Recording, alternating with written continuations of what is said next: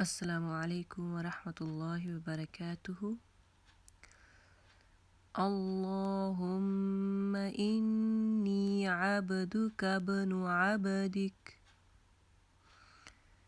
ابن أمتك ناصيتي بيدك ماض في حكمك عدل في قضاؤك أسألك بكل اسم هو لك سميت به نفسك أو أنزلته في كتابك أو علمته أحدا من خلقك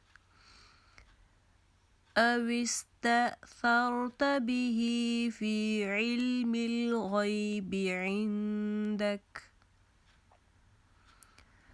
أن تجعل القرآن العظيم ربيع قلبي ونور صدري وجلاء حزني وذهاب همي وغمي آمين. اللهم إني عبدك ابن عبدك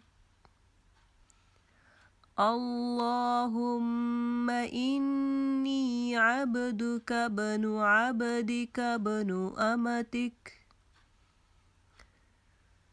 ناصيتي بيدك ماض في حكمك عدل في قضاؤك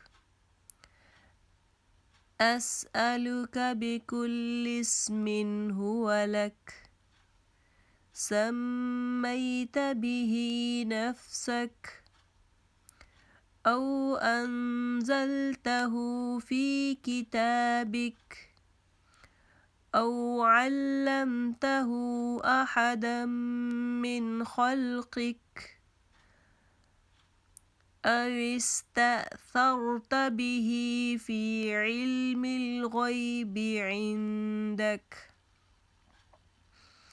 أن تجعل القرآن ربيع قلبي ونور صدري وجلاء حزني وذهاب همي وغمي آمين. Subscribe to my channel and hit the bell icon. Don't forget to like my video and share my video.